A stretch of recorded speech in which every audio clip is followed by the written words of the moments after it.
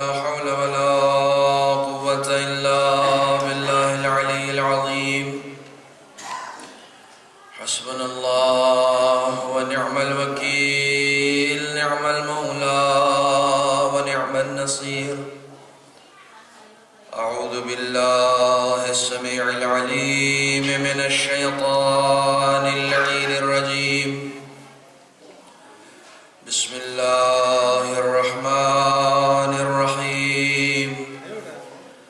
الحمد لله الذي جازي كل صانع ورايش كل قانع وراحم كل ضارع ومنزل المنافع والكتاب الجامع بالنور الساطع، وهو للدعوات سامع وللكربات دافع وللدرجات رافع وللجبابرة قامع، فلا إله غيره ولا شيء يعدله، ليس كمثله شيء وهو السميع البصير اللطيف الخبير، وهو على كل شيء قدير. والصلاة والسلام والتحية والإكرام على السيد الأنام الذي سمي في السماء أحمد وفي الأرض أبي القاسم محمد،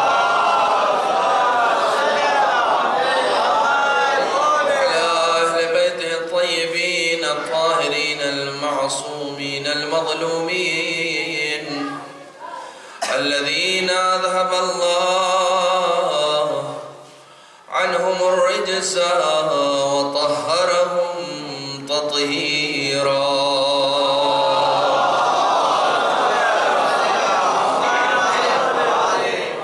ولعنة الدائمة الباقية على أعدائهم وغاصب حقوقهم ومنكر فضائلهم أجمعين. أما بعد، فقد قال الله الحكيم في القرآن الكريم: بسم الله الرحمن الرحيم. سنة الله التي قد خلت من قبل ولن تجد لسنة الله تبديلا.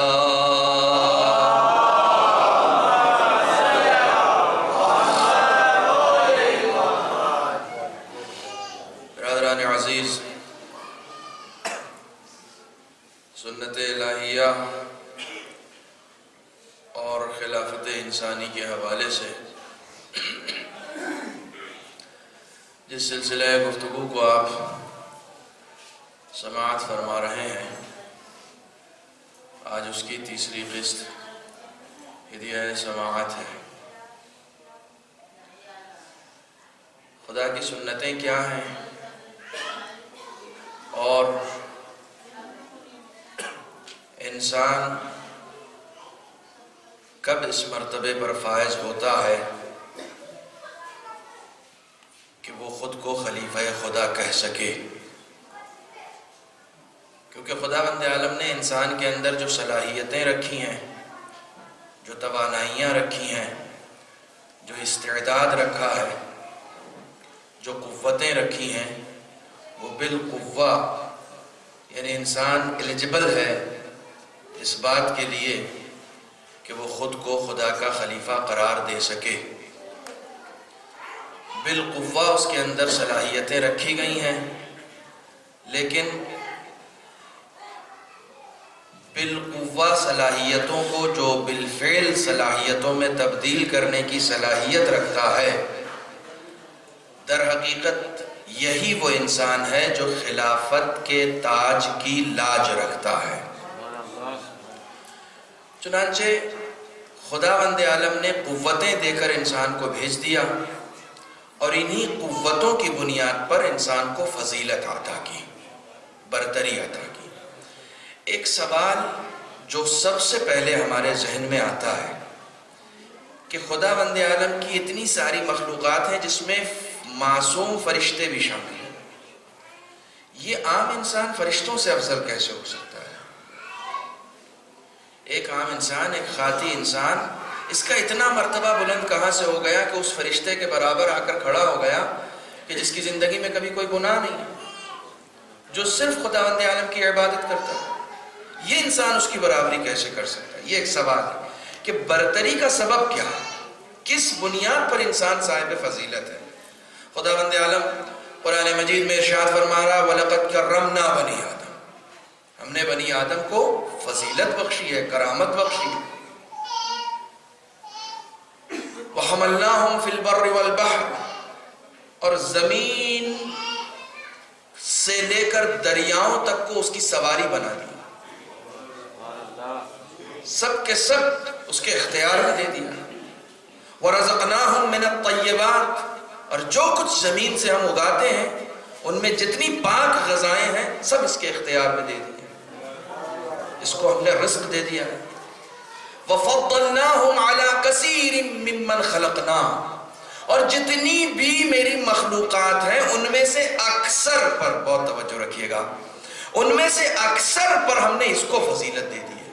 وَفَضَّلْنَاهُمْ عَلَى كَثِيرٍ، سب پہ نہیں، کثیر پہ، بیشتر مخلوقات پر اس انسان کو فضیلت دے دی ہے۔ یعنی ابھی بھی اس کی مخلوقات میں کچھ ہستیاں ایسی ہیں کہ جن پر اس انسان کو فضیلت نہیں ملی ہے۔ جو فرمانے کچھ ہستیاں، خداوند عالم نے فضیلت دینے میں یہ نہیں کہا سب سے زیادہ بافضیلت انسان کو بنایا، نہیں، وَفَضَّلْنَاهُمْ عَلَى كَثِيرٍ مِّمَّنْ خَلَقْنَا، ہم نے جتنی بھی مخلوقات پیدا کی ان میں سے اکثر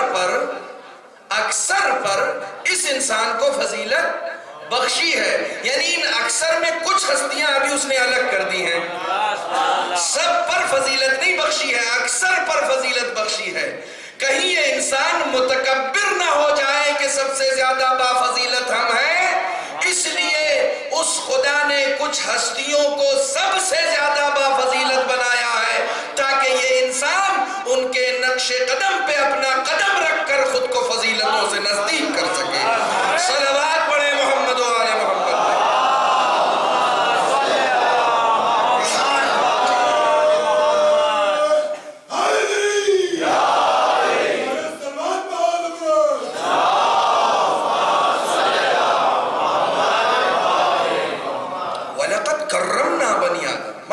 برتری کیوں ہے؟ کس وجہ سے یہ فضیلت انسان کو ملی ہے؟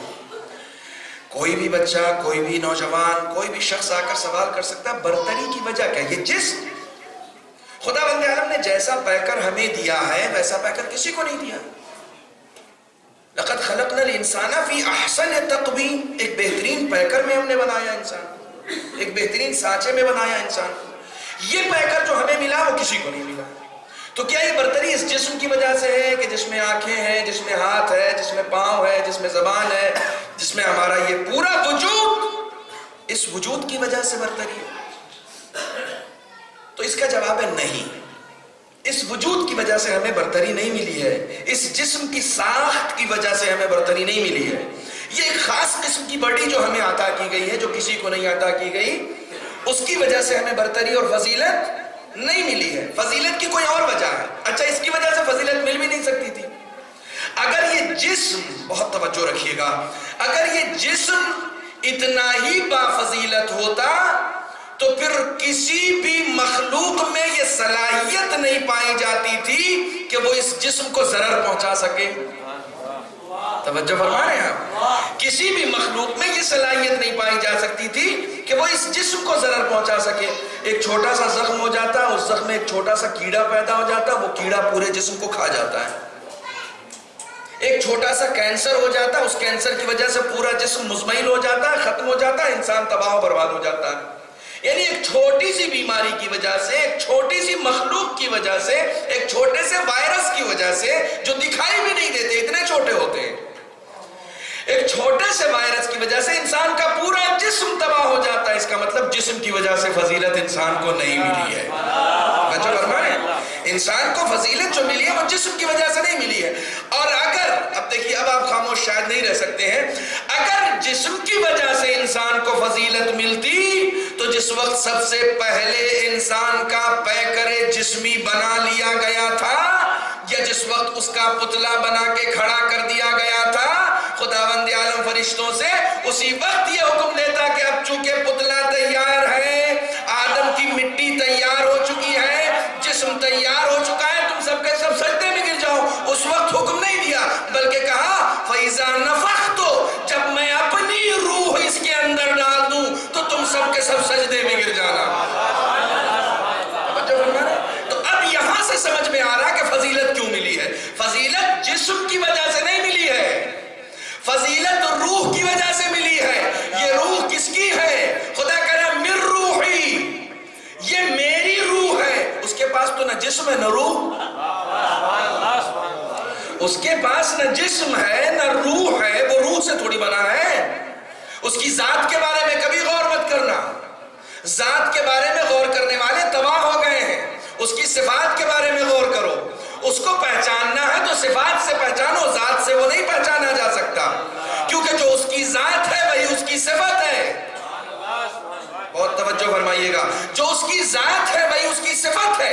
ہم اس کو اس کی صفتوں کے ذریعے سے جانتے ہیں. وہ کوئی جسم میں ڈھلا ہوا، وہ کوئی روح میں قید خدا نہیں ہے کہ جس کے آگے ہم جھکتے ہیں. یہ جسم و جسمانیات کے دوسرے لوگ قائل ہیں، ہم قائل نہیں ہیں. جسم و جسمانیات کے وہ لوگ قائل ہیں جو یہ کہتے ہیں کہ جب جہنم کا پیٹ نہیں بھرے گا تو معاذ اللہ خدا اپنا پیر اس میں ڈال دے گا. اللہ کے پیر تک کو نہیں چھوڑا انہوں نے. مفتی بن باز سعودی عرب کے بہت مشہور مفتی، آپ لوگوں نے شاید یہ واقعہ سنا ہوگا. آیت اللہ حکیم سعودی عرب گئے حج کے لیے، تو ان کو ایک دعوت دی گئی. سعودی عرب کے علماء نے ان کو دعوت دی کہ آئیے گا، تشریف لائیے گا. انہوں نے کہا دیکھیے اگر کوئی عقیدتی بحث کرنی ہے تو میں نہیں آؤں گا، اگر کوئی ریلیجیس آپ کو بحث کرنی ہے تو میں نہیں آؤں گا. کہا نہیں کچھ نہیں، بس چائے ناشتے پہ بیٹھتے ہیں. انہوں نے پہلے اقرار لے لیا کہ مجھے کسی مناظرے کا شوق نہیں ہے.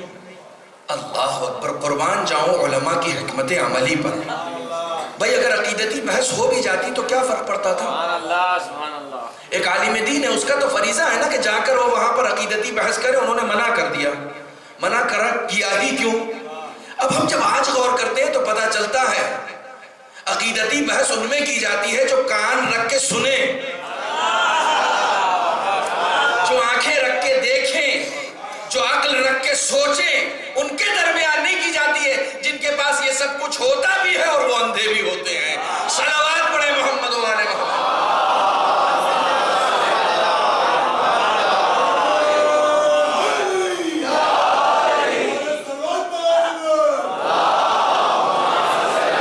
میرے خیال میں تھوڑا تھوڑا آپ لوگ میرے قریب آ جائیں. ابھی مجمع ظاہر سی بات ہے آج میں تھوڑا سا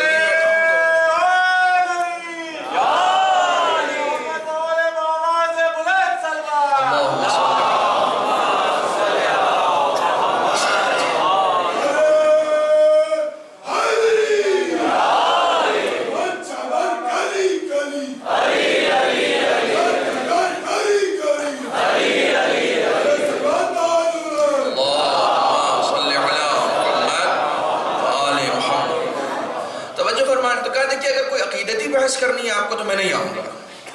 اور میں پھر آج معذرت کے ساتھ آپ سے کہہ رہا ہوں کہ میں اسی طریقے سے شاید مجلس آج بھی پڑھ پاؤں گا چونکہ وہ توانائی اپنے اندر محسوس نہیں کر رہا ہوں. آپ بہرحال مطالب کو درک کرنے کی کوشش کریں، مطالب تک پہنچنے کی کوشش کریں. کہا دیکھیں میں کسی عقیدتی بحث میں نہیں پڑھنا چاہتا.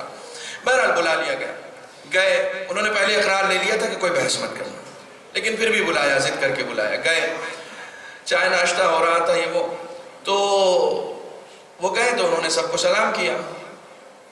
جو رسول کی سیرت میں چلے گا وہ سلام کرے گا ہی، وہ انتظار میں تھوڑی رہے گا کہ کوئی کرے تو جواب دے.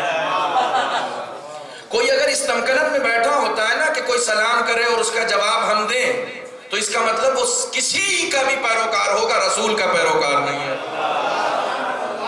وہ کسی کا بھی پیروکار ہوگا. میں بھی آپ سے بار بار یہی کہتا ہوں کہ بچوں کو یہ نہ سکھائیں کہ سلام کرو. یہ جو آپ بچوں سے کہتے ہیں کہ سلام کرو، بڑے ہیں، مولانا ہیں، چاچا ہیں، دادا ہیں، سلام کرو، یہ بچوں کو نہ سکھایا کریں. بچوں کو صبح اٹھ کے خود سلام کیا کریں. صبح صبح بچوں کو اٹھ کے خود سلام کیا کریں. اس سے بچوں کی ذہنی تربیت ہوگی کہ جس کی نظر جس کے اوپر پڑ جائے سلام اس کے لیے مستحب ہے. جس کی نظر جس کے اوپر پڑ جائے. چھوٹے بڑے کی کوئی قید نہیں ہے، چھوٹا سلام کرے، بڑا سلام نہیں کرے. جب بچہ روز آپ کو گھر میں سلام کرتا ہوا دیکھے گا نا تو دوسرے دن سے پھر اس کے اندر خود کمپٹیشن کی عادت بن جائے گی. آج دیکھتا ہوں پاپا مجھے کیسے سلام کرتے ہیں، جیسے ہی میری نظر پڑے گی میں خود پہلے سلام کروں گا. اس کلچر کو عام کریں نا. حکم کیوں دے رہے ہیں سلام کرنے کا؟ سلام کرنے کا حکم نہ دیں. سلام کرنے پر 90% ثواب ہے، بلکہ 99% ثواب ہے. جواب دینے پر 1. اور کمال یہ ہے کہ سلام ہے مستحب اور جواب ہے واجب. تو بچوں کو آپ یہ عادت نہ ڈالیں، بلکہ بچوں کے اندر سلام کر کے یہ بتائیں بیٹا پروفٹ لینا پہلے سے سیکھ لو. پروفٹ لینا پہلے سے سیکھ لو. جواب کا انتظار مت کرو. سب نے جواب دیا. جو سعودی عرب کے سب سے بڑے مفتی تھے بن باز، انہوں نے جواب نہیں دیا. ان کو کسی نے پوچھا آپ نے جواب کیوں نہیں دیا؟ کہا یہ شیعہ ہیں اس لیے. لیکن بلایا بھی اور جواب بھی نہیں دیا. کہا شیعہ ہیں تو کیا ہوا، مسلمان تو ہیں؟ کہا نہیں، شیعہ مسلمان نہیں ہے. عجیب بات ہے، سعودی عرب کا مفتی ہے اور کہتا ہے کہ شیعہ مسلمان نہیں ہے، کافر ہیں. جو لوگ مکے گئے وہ میرے ساتھ بولیے گا، مکے کے پہلے ہی صدر دروازے پر لکھا ہوا ہے کافروں کی انٹری منع ہے، کافروں کا داخلہ منع ہے.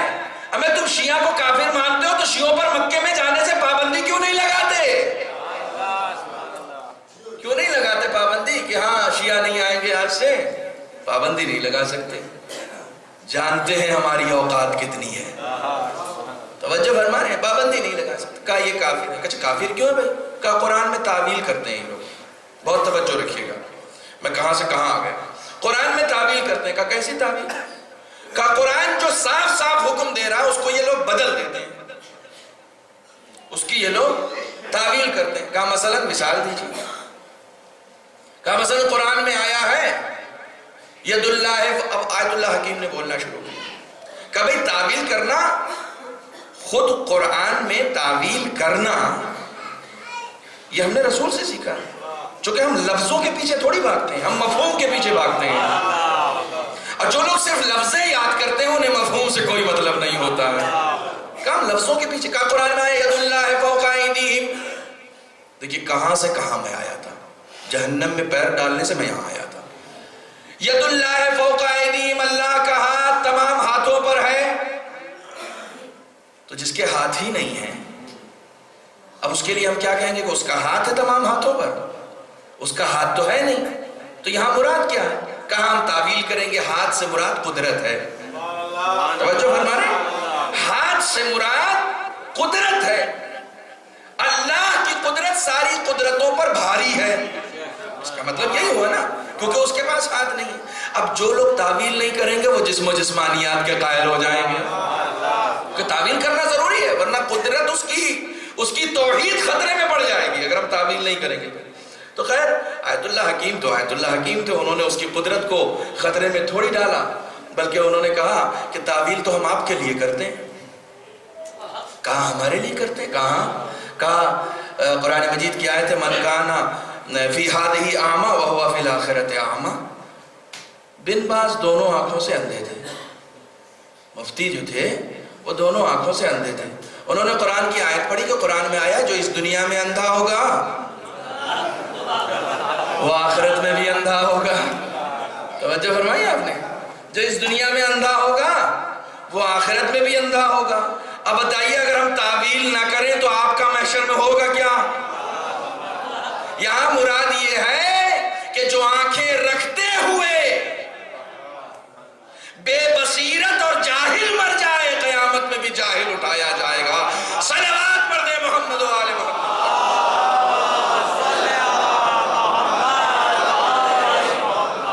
ایک اور صلوات پڑھے محمد و آل.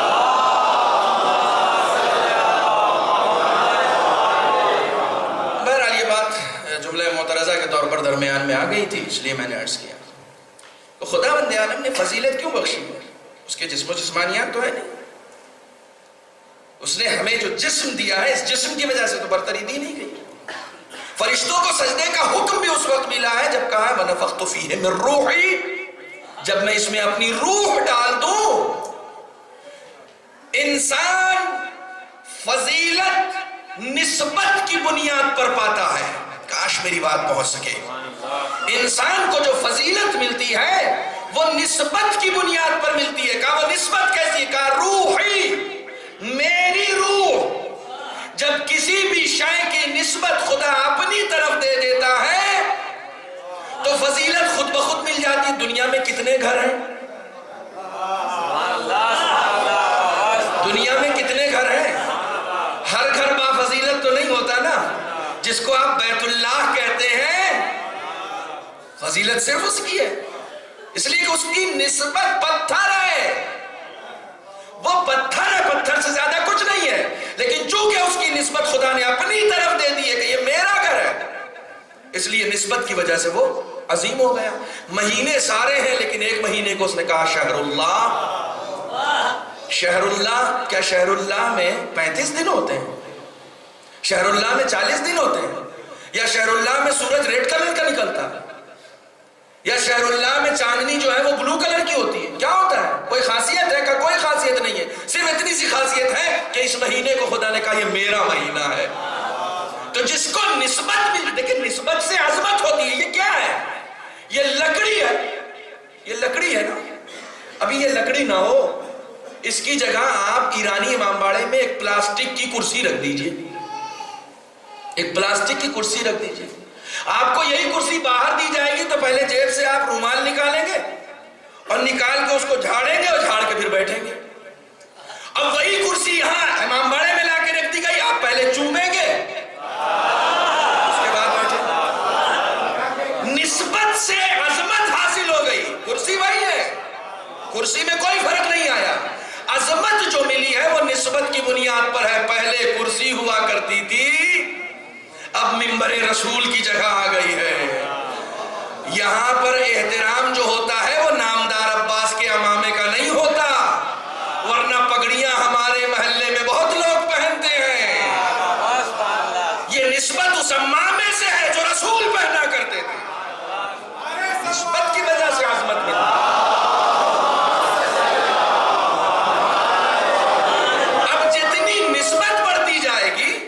توجہ فرمائیے، اب جتنی نسبت بڑھتی جائے گی اتنی ذمہ داری بڑھتی جائے گی۔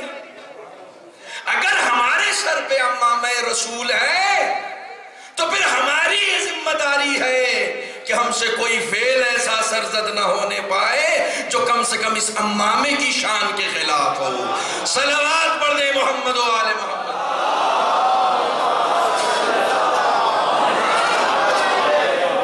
ایک اور صلوات پڑھیں محمد و آل۔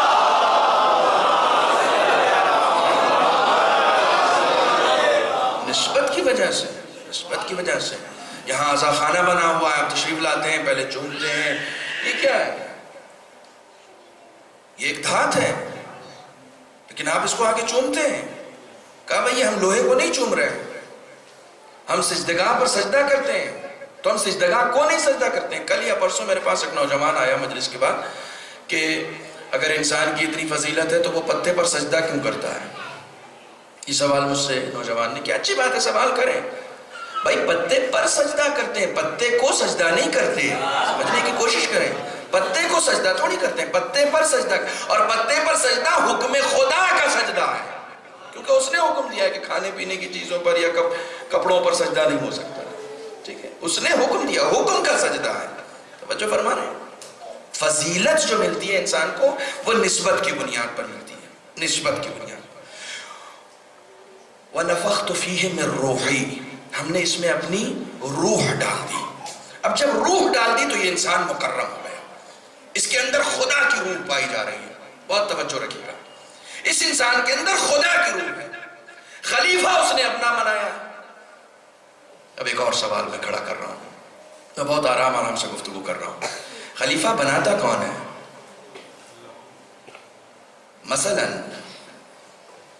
مجھ سے مسکین صاحب کوئی وعدہ لیں کہ مولانا مجلس پڑھ دیجیے گا فلاں تاریخ کو. میں نے ڈیٹ دیکھی، اس ڈیٹ میں اویلیبل نہیں.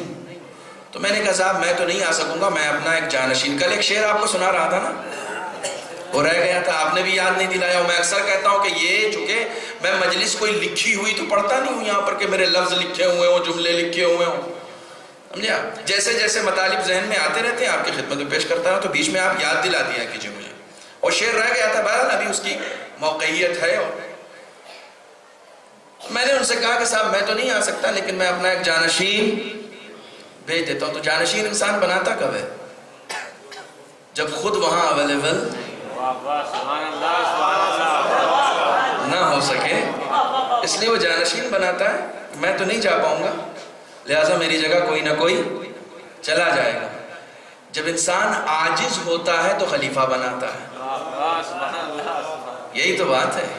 انسان کے خلیفہ بنانے میں اور خدا کے خلیفہ بنانے میں یہی فرق ہے. جب انسان خلیفہ بناتا ہے تو اپنی عاجزی کا اظہار کرتا ہے، کیونکہ وہ عاجز ہے. اور جو ہر انسان کی شہرگ حیات سے زیادہ قریب ہے، جو کائنات کے ذرے ذرے میں پایا جاتا ہے، جو ہر فضا اور ہر ہوا میں پایا جاتا ہے، جس کی دسترس ہر جگہ ہو، جس نے جگہ بھی بنائی ہو، وہ تو محروم نہیں ہے کہ کہیں نہ جا سکے، مگر آنکھیں تو محروم ہیں کہ اسے دیکھ سکیں. آنکھیں محروم ہیں کہ اسے دیکھ سکیں. اس نے ہمیں اس لیے بنایا ہے تاکہ تم جا کر اس کی صفات اور اس کے اسما کے مظہر بن جاؤ. اگر نہیں بن پائے تو تمہاری عاجزی سامنے آئے گی، اور بن گئے تو تمہاری برتری سامنے آئے گی. بہت توجہ رکھیے گا، ایک ایک لفظ پر توجہ چاہوں گا. نہیں بن پائے تو تمہاری عاجزی سامنے آئے گی، اور بن گئے تو تمہاری برتری سامنے آئے گی. کیونکہ اس نے بالقوہ تمہیں صلاحیت عطا کی ہے، بالقوہ تمہیں صلاحیت عطا کی ہے. ہوتا کیا ہے؟ ہوتا یہ ہے کہ جب کوئی چیز فری میں ملتی ہے تو اس کی قدر نہیں ہوتی. یہ ہم لوگ دیکھیں، میں بالکل نیچر کی بات کرتا ہوں، بالکل نیچر. جب کوئی چیز فری میں مل جاتی ہے نا تو اس کی قدر انسان نہیں کرتا ہے. کل میری طبیعت خراب ہو گئی، میرے چاہنے والے احباب مجھے لے کے ڈاکٹر کے پاس گئے. خدا نخواستہ میرا ہارٹ ٹوٹ جاتا، کوئی ایکسیڈنٹ ہو گیا. بہت توجہ رکھیے گا، ایک عظیم مرحلے تک آپ کو پہنچانا چاہ رہا ہوں. خدا نخواستہ میرا ہاتھ ٹوٹ گیا، فریکچر ہو گیا، بہت زبردست فریکچر ہو گیا. مسکین صاحب نے اور ہمارے دوسرے احباب نے فوراً کہا کہ مولانا چلیے ہم لے کر چلتے ہیں، یہاں پر بہت ہی اچھا ڈاکٹر ہے ہڈیوں کا، وہ بالکل صاحب بہت اچھا علاج کرتا ہے. اب وہ لے کر گئے ہمیں گاڑی میں لاد کے. ڈاکٹر سے کہا کہ صاحب یہ ہمارے یہاں مولانا آئے تھے، مجلس پڑھنے کے لیے آئے تھے، اور ان کے ساتھ ایسا ایسا حادثہ ہو گیا، تو ذرا صاحب یہ دیکھ لیجئے. تو ڈاکٹر نے بہرحال پوری کیئر کے ساتھ، پوری ہمدلی کے ساتھ، پوری ہمدردی کے ساتھ کہ نہیں صاحب یہ تو بالکل آپ کا معاملہ ہے، ایسا ہے. اس نے آپریشن کیا اور جوڑا اور جو کچھ بھی کیا، بہرحال اس نے پوری طریقے سے لگ کے علاج کر دیا. اب میرا ہاتھ ویسے ہی موومنٹ کرنے لگا جیسے پہلے کر رہا تھا. ڈاکٹر کا میرے پر احسان ہے یا نہیں ہے؟ ہے نا؟ ولو اس نے فری میں نہیں کیا، فیس لی ہے.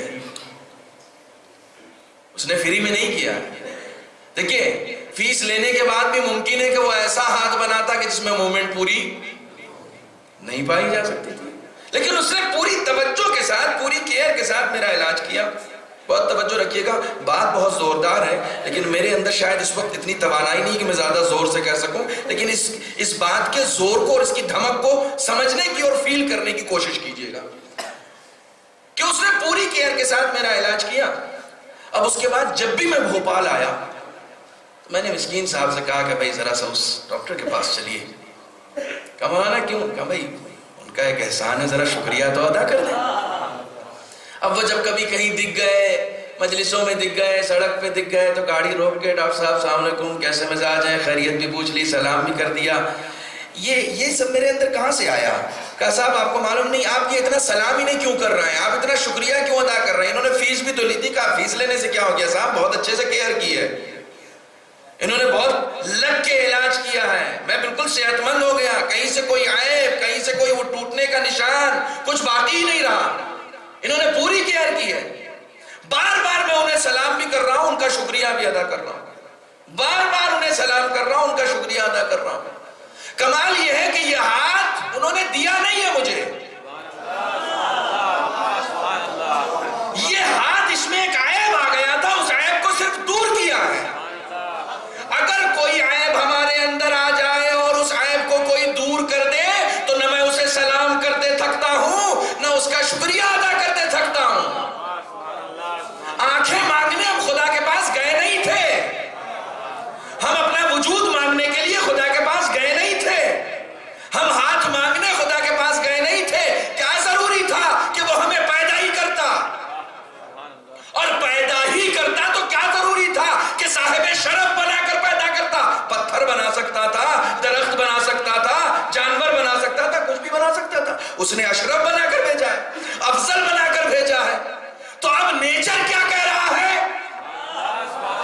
نیچر یہ کہہ رہا ہے کہ جس نے صرف تھوڑا سا احسان کیا تھا تم اس کا اتنا شکریہ ادا کر رہے ہو، جس نے بن مانگے اتنا سب کچھ دیا ہے۔ جب موقع ملے اسے سلام کرو، جب موقع ملے اس کا شکریہ ادا کرو۔ اس نے یہ بھی نہیں کہا ہر وقت میرا شکریہ ہی ادا کرتے رہو، دن میں 5 مرتبہ میری بارگاہ میں آ جایا کرو تاکہ تم اپنے انسان ہونے کا ثبوت فراہم کر سکو۔ صلوات پڑھیں محمد و آل محمد۔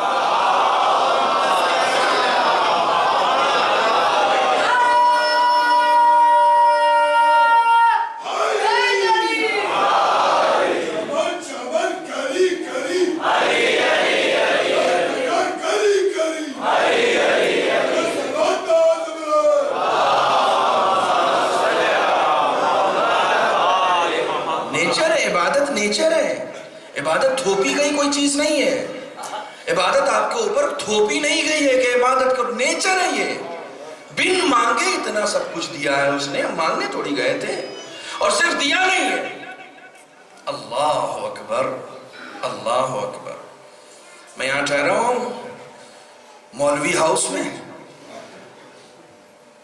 کوئی بچہ بھی چھوٹا سا آتا ہے نا، ہر چیز ہے اس کے اندر، فریج ہے، وائی فائی لگا ہوا ہے، ٹیلی ویژن ہے، کھانے کے لیے پھل اور فروٹس اور ڈرائی فروٹس سب یہ ہمارے میزبان رکھ جاتے ہیں، سب کچھ مہیا ہے اس میں۔ میں نے ممبر سے بتا دیا کیا کیا رکھا ہوا ہے، ملنے والوں کی تعداد کچھ تو بڑھے۔ صلوات پڑھیں محمد و آل محمد۔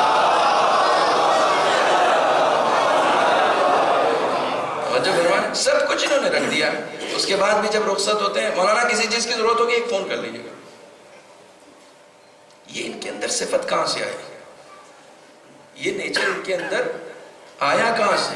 جب انسان خدا کا خلیفہ ہوتا ہے نا تو اس نے تو سب کچھ دے دیا ہمیں، سب کچھ عطا کر دیا، حیات، سانس لینے کے لیے بہترین فضا، کھانے کے لیے وَرَزَقْنَاهُم مِّنَ الطَّيِّبَاتِ وَحَمَلْنَاهُمْ فِي الْبَرِّ وَالْبَحْرِ، سواری دے دی، زمین دے دی، آسمان دے دیا، ہوا دے دی، فضا دے دی، اناج دے دیا، کھانا دے دیا، سانسیں دے دی، سب کچھ دے دیا۔ اس کے بعد بھی کہا اگر اس کے بعد بھی کبھی ضرورت پڑے تو دعا کے لیے ہاتھ اٹھا لینا، جب بلاؤ گے میں دعا قبول کر لوں۔ قدرت کو نیچر سے سمجھیں، یہ نیچر ہے۔ اتنا سب کچھ عطا کرنے کے بعد بھی کہہ رہا اب بھی ضرورت ہو تو کہیں اور مت جانا۔ موسیٰ سے کہہ رہا ہے خدا کہ موسیٰ اپنے کھانے کا نمک بھی مجھ سے مانگنا، جوتے کا تسمہ بھی مجھ سے مانگنا۔ جی یہ حدیث قدسی ہے، جناب موسیٰ سے کہا کہ جو کچھ بھی مانگو مجھ سے مانگو۔ خدا بند عالم کو مانگنے والے بہت اچھے لگتے ہیں، لیکن اس سے خدا بند عالم کو مانگنے والے بہت اچھے لگتے ہیں، لیکن صرف اس سے ایاک نعبد و ایاک نستعین۔ روز نماز میں اس لیے کہا اس کو پڑھو کہ جب بھی مانگو صرف مجھ سے مانگو۔ جہاں تمہاری امید تمہارے ہی جیسے کسی فرد سے وابستہ ہوئی، وہاں کوئی غضبناک ہو نہ ہو میں ضرور غضبناک ہو جاؤں گا۔ شرم آنی چاہیے ان لوگوں کو جو اپنے ہی جیسوں سے مانگتے ہیں، اپنے ہی جیسوں سے مانگتے ہیں۔ اور میں آپ لوگوں کو یہ نصیحت سمجھیں، وصیت سمجھیں، جو کچھ بھی سمجھیں، کوئی بھی آدمی دین کے نام پر اگر مانگنے آئے تو دینے سے پہلے بہت جانچ پڑتال کریں، بہت جانچ پڑتال کریں، بہت جانچ پڑتال کریں، اور کبھی کسی صحت مند انسان کو نہ دیں، کبھی کسی صحت مند انسان کو نہ دیں۔ ہمارے یہاں بہت حکم ہے صدقے کا، زکوٰۃ کا، جب تک آپ اپنی جانچ پوری نہ کرنے کے واقعاً مستحق ہے یا مستحق نہیں ہے، صرف مستحقین کو دیں، مستحقین کے علاوہ کسی کو نہ دیں۔ ضرور دیں، ضرور دیں، لیکن جب تک مطمئن نہ ہو جائیں کہ یہ مستحق ہے یا نہیں ہے، اس وقت تک کسی کو نہ دیں، کیونکہ یہ دینا زیادہ شرانگیزیاں پھیلا رہا ہے۔ دینا جو ہے نا وہ زیادہ شرانگیزیاں پھیلا رہا ہے، کیونکہ آپ مستحق کو دیکھ کر نہیں دیتے۔ جس نے بھی امام حسین کے نام پر اور دین کے نام پر آپ سے کچھ طلب کیا، آپ اسے دے دیتے۔ جب تک آپ کو یہ یقین نہ ہو جائے کہ یہ مستحق ہے، اس وقت تک نہ دیں۔ ایک صلوات پڑھیں محمد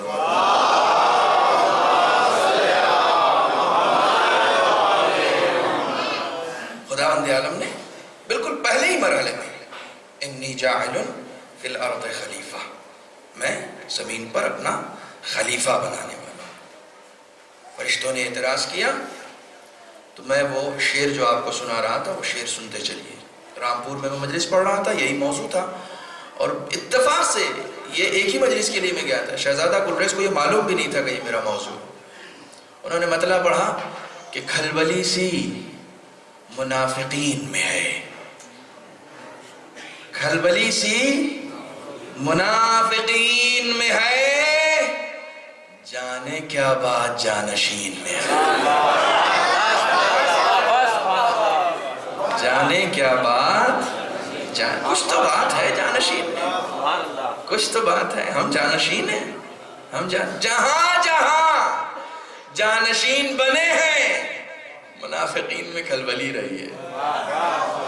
جب جب جانشین بنے ہیں کہیں نہ کہیں کھلبلی رہی ہے۔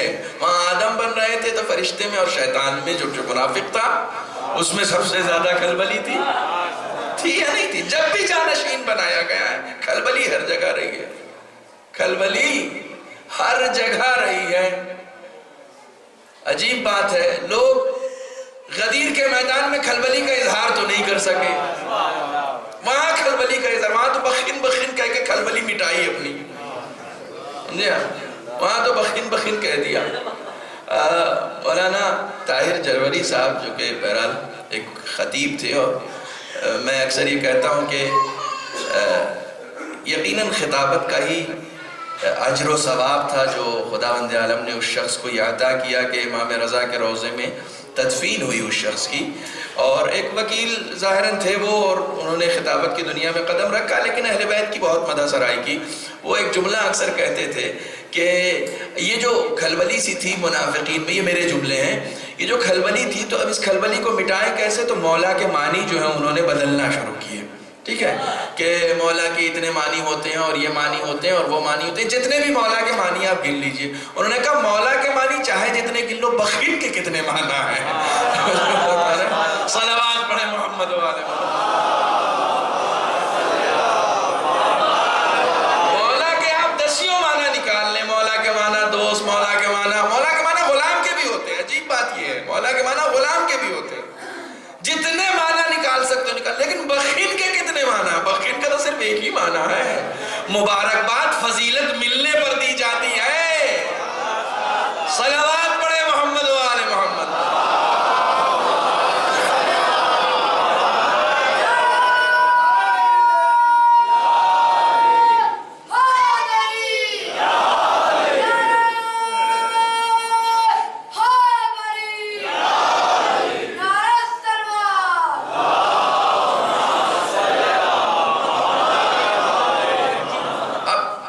انسان کو ملی وہ روح کی وجہ سے، وَنَفَخْتُ فِيهِ مِن رُوحِي، میں اپنی روح جب اس میں ڈال دوں تو تم سب کے سب سجدے میں گر جانا۔ انسان کے پاس ایک روح ہے، یہ روح نسبت رکھتی ہے خدا کی طرف، ہر انسان کے پاس، ہر انسان کے پاس۔ تو اب کون انسان ہے جو خلیفہ ہے اس کا حقیقی معنوں میں؟ کون ہے جس نے خلافت کا حق ادا کیا؟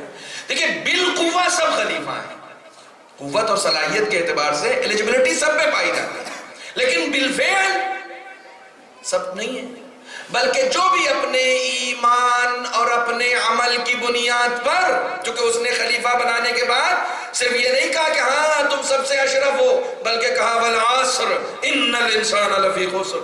عجیب بات ہے، خلیفہ بھی بنا رہا ہے اور اس کے بعد ایک پوری میجورٹی کو کہتا ہے سب کے سب گھاٹے میں۔ معبود تیرا خلیفہ گھاٹے میں، جس کو تو نے اپنا جانشین بنایا وہ گھاٹے میں؟ کہا نہیں، الا الذین آمنوا وعملوا الصالحات، سب تھوڑی گھاٹے میں ہیں۔ ایک بڑی میجورٹی میں سے ایک چھوٹی سی مائنورٹی کو نکال کے لے کر آیا ہے اور کہا کہ ان میں جو لوگ ایمان اور عمل صالح رکھتے ہیں، صرف ایمان نہیں، ایمان کے ساتھ ساتھ عمل صالح، عمل صالح ایمان کی بلندی کا پتہ دیتا ہے۔ جتنا عمل بلند ہوتا جائے گا ایمان کی بلندی کا پتہ چلتا جائے گا۔ صلوات پڑھے محمد و آل محمد۔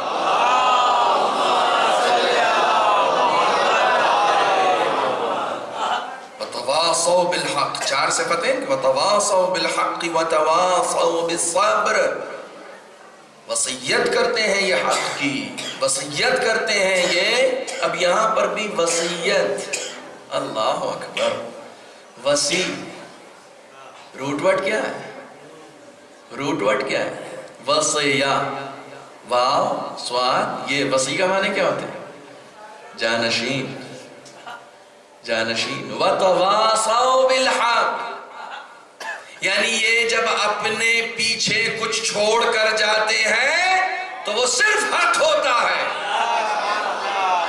یہ جب اپنے پیچھے کچھ چھوڑ کر جاتے ہیں تو وہ صرف صبر ہوتا ہے، یعنی جس کو میں نے اپنا خلیفہ بنایا ہے وہ بھی جب کچھ چھوڑ کے جاتا ہے تو حق اور صبر کے علاوہ کچھ نہیں چھوڑتا۔ صلوات پڑھ دے محمد و آل محمد۔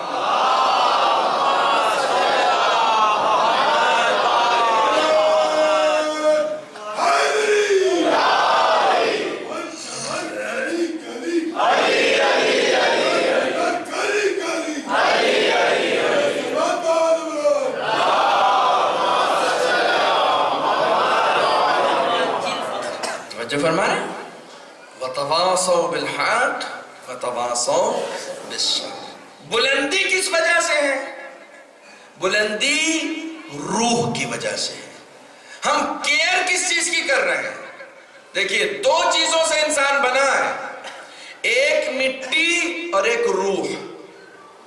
مٹی اسی زمین سے لی گئی ہے، روح امر پروردگار ہے۔ توجہ فرما رہے ہیں؟ جو یہاں کی چیز ہوگی وہ یہیں رہ جائے گی، جو وہاں کی چیز ہے وہ وہیں جائے گی۔ یہاں کی چیز دی ہی اس لیے ہے تاکہ اسے استعمال کرو، تاکہ جو وہاں سے آئی ہے وہاں اسے صحیح سالم لوٹا سکو۔ یہاں کی چیز یہیں رہنی ہے، وہاں کی چیز وہاں جانی ہے۔ بالکل سمپل سا فنڈا ہے، بالکل سمپل سا۔ جو مٹی ہے وہ مٹی میں دب جائے گا۔ ہم کیئر کس چیز کی کر رہے ہیں؟ یہاں سے سوال اٹھ رہا ہے، ہم کیئر کس چیز کی کر رہے ہیں؟ ہم کیئر مٹی کی کر رہے ہیں، ہے نا؟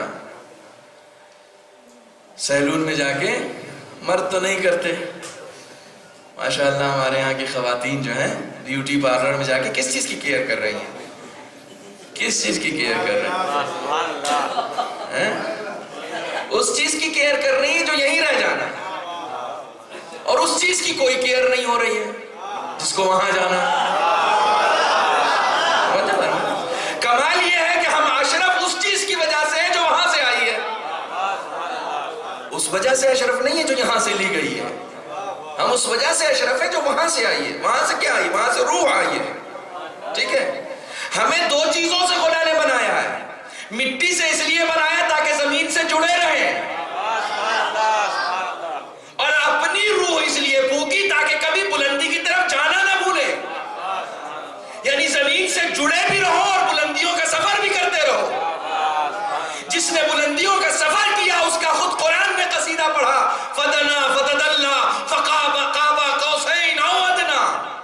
جو بلندیوں کا سفر کرتا رہا اس سے کہا اور قریب اور قریب، یعنی اتنی بلندیوں پر چلا گیا، اور جو پستیوں کی طرف گیا اس کو بددعا تک دے دی، تبت یدا ابی لہب، ہاتھ ٹوٹ جائیں ابو لہب کے. یعنی یہ جو مٹی کا بنا ہے یہ مٹی ہی میں خاک ہو کر رہ جائے. توجہ فرمائیں، دو چیزوں سے اللہ نے انسان کو بنایا.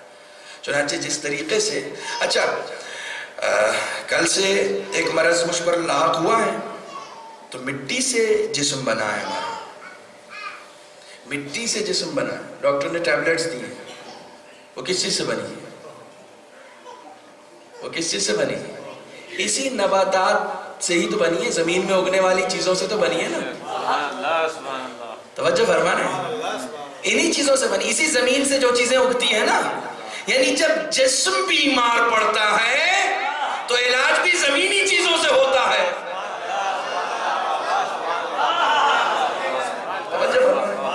آپ نے کبھی دیکھا کہ آپ اپنے بچے کو ڈاکٹر کے پاس لے گئے، ڈاکٹر صاحب بہت جھوٹ بولتا ہے،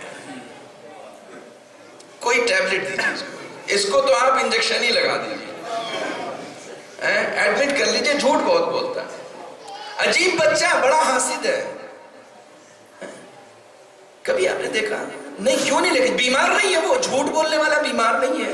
بیمار ہے، وقت گزر گیا، جھوٹ بولنے والا بیمار ہے، لیکن آپ لے کے نہیں گئے اس کو ڈاکٹر کے پاس. کہا کیوں؟ کہا یہ بیماری یہاں کی نہیں ہے، یہ بیماری اس جسم کی نہیں ہے، یہ بیماری ہے روح کی. دیکھیں، جسم بیمار پڑے گا تو زمین والے ٹھیک کریں گے، روح بیمار پڑے گی تو آسمان والے ٹھیک کریں گے. جو وہاں سے آئے گا وہ روح کا علاج کرے گا. توجہ فرمائیں، جو وہاں سے آئے، اس لیے جو اس نے اپنی طرف سے دیا ہے اس کے علاج کے لیے بھی اپنی طرف سے بھیجے ہیں. چناؤ کر کے معالج نہیں ڈھونڈا جاتا. صلوات پڑھ دے محمد والے.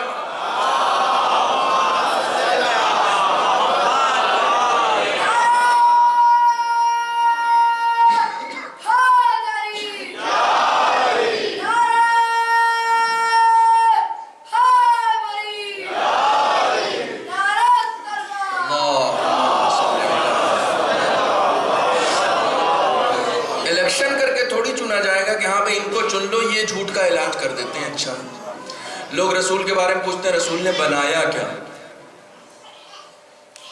آئنسٹائن نے سائنس میں ترقی کی اور اس کے بعد آنے والوں نے ہوائی جہاز بنایا. رسول نے سلمان بنایا، رسول نے ابو ذر بنایا، رسول نے مقداد بنایا، رسول نے بلال بنایا.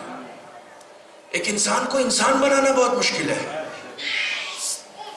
ایک انسان کو انسان بنانا بہت مشکل ہے، سب سے سخت کام ہے. کیوں سخت کام ہے؟ اس لیے کہ انسان کو انسان بنانے کے لیے جسم کا علاج نہیں کیا جاتا ہے، روح کا علاج کیا جاتا ہے. آخری بات اور سن لیں، کچھ چیزیں کیئر کرنے کی ہیں، کچھ چیزیں خاص طور پر الرٹ رہنے کی ہیں. ٹرین میں جا رہے ہیں، شاپنگ مال میں گھوم رہے ہیں، کہیں بھی جا رہے ہیں، کوئی سافٹ ڈرنک لیتے ہیں، آپ کچھ بھی لیتے ہیں، دیکھتے ہیں نا کہ یہ ہیلدی ہے نہیں ہے. اس میں تو اب تو سارے ملکوں کے قوانین ہیں کہ اس میں آپ لکھیے کہ اس میں کیا کیا چیزیں آپ نے ملائی ہیں. ہر ملک میں تقریباً یہ چیز آ گئی ہے کہ اب جتنے بھی اجزاء کسی بھی سافٹ ڈرنک میں ملے ہوئے ہیں وہ سب ان کو لکھنا پڑتا ہے. اب وہ جو سگریٹ بھی بیچتے ہیں اس کے اوپر بھی لکھنا پڑتا ہے کہ یہ جو ہے وہ مضر ہے صحت کے لیے. عجیب بات ہے، عجیب بات ہے. کیسی حکومت ہے، کیسی حکومتیں خود کہہ رہی ہیں مضر ہے. جب مضر ہے تو بیچنے کی اجازت کیوں دی؟ جب مضر ہے، کوئی شے صحت کے لیے مضر ہے تو اسے دکانوں کی زینت کیوں بنوایا؟ کہا ایکسائز ڈیوٹی کے لیے. ایکسائز ڈیوٹی ملتی ہے نا. دنیاوی حکومتوں میں یہ نفاق پایا جاتا ہے کہ وہ اپنے فائدے کے لیے دوسرے کے نقصان کو نظر انداز کر دیا کرتی ہیں. لیکن خدائی حکومت کیسی ہوتی ہے؟ وہ کہتا ہے رمضان المبارک میں تمہیں تمہارے لوکل ڈاکٹر، جھولا چھاپ ڈاکٹر نے بھی اگر کہہ دیا ہے نا کہ روزہ نہیں رکھیے گا آپ کی صحت کے لیے مضر ہے، تو پھر مرجع وقت سے پوچھنے کی ضرورت نہیں، اس کا کہنا کافی ہے اب تم روزہ مت رکھنا. وہ اپنے دین سے گزر جاتا ہے، تمہاری صحت پہلے دیکھتا ہے. وہ اپنے حکم سے پیچھے پلٹ جاتا ہے. اس نے حکم واپس لے لیا. شراب اس نے حرام کر رکھی ہے. ڈاکٹر نے کہا کہ اس وقت ایک شراب کی بوندی آپ کا علاج کر سکتی ہے. کہا یہ حرام کی ہوگی ہم نے تو سب تمہارے لیے کیا ہے. حرام ہم نے اسے تمہارے لیے کیا تھا. اس وقت ڈاکٹر نے کہا کہ یہ شراب آپ کو پینی پڑے گی ورنہ آپ کا علاج نہیں ہو سکے گا, تو اب وہ حرام شے حلال ہو گئی. کیوں؟ اس لیے کہ وہ آپ کی بہتری چاہتا ہے, وہ آپ کی بلندی چاہتا ہے. اس کی طرف سے جتنے احکامات صادر کیے گئے ہیں وہ انسانی بلندی کے لیے کیے گئے ہیں, وہ انسانی بلندی کے لیے کیے گئے ہیں, آپ کی بلندی کے لیے. خداوند عالم کے پیش نظر انسان ہے. آپ روزہ رکھ کے اس کو کیا دے دیتے ہیں؟ روزہ وہ آپ کو بلند کرنے کے لیے رکھواتا ہے, اپنے خزانے میں جمع کرنے کے لیے نہیں رکھواتا. آپ کے روزے سے اسے کچھ نہیں ملتا, نوٹ بدلنے سے حکومتوں کو ملتا ہوگا, خدا کو کچھ نہیں ملتا, خدا کو کچھ نہیں ملتا. توجہ فرما رہے ہیں, خداوند عالم کے کھاتے میں کوئی اضافہ نہیں ہو رہا ہے. وہ جو کچھ بھی حکم دے رہا ہے وہ سب آپ کی برتری, آپ کی فضیلت اور آپ کی بلندی کے لیے, آپ کی تربیت کے لیے. قد افلح من زکاہا, وہ کامیاب ہو گیا جس نے اپنے نفس کی تربیت کر لی. دوستو صرف ایک ہی کام ہے ہمارا اور آپ کا, صرف ایک کام. کل عرض کروں گا ہم کیوں آئے, ہم اس دنیا میں کیوں آئے. ایک ہی کام ہے, قد افلح من زکاہا. جو کامیاب ہوگا وہ وہی ہوگا کہ جو اپنے نفس کی تربیت کرے. سب کام آسان ہے, نفس کی تربیت بہت مشکل ہے. ہر کام آسان ہے, نفس کی تربیت سب سے زیادہ سخت ہے, سب سے زیادہ سخت ہے, سب سے زیادہ سخت ہے. اللہ اکبر. جناب یوسف کو بھی کہنا پڑ گیا, وما ابرئ نفسی ان النفس لامارۃ بالسوء. یہ نفس لے ہی جاتا ہے برائیوں کی طرف, کھینچ کر لے کر جاتا ہے برائیوں کی طرف. انسان کے اندر دو چیزیں پائی جاتی ہیں, ایک طبیعت ہے جو مادہ ہے, اور دوسری چیز معنویت ہے. ان دونوں میں ہمیشہ جنگ ہوتی رہتی ہے, ان دونوں میں ہمیشہ جنگ ہوتی رہتی ہے. امام رضا آخری روایت سن لیں اور اس کے بعد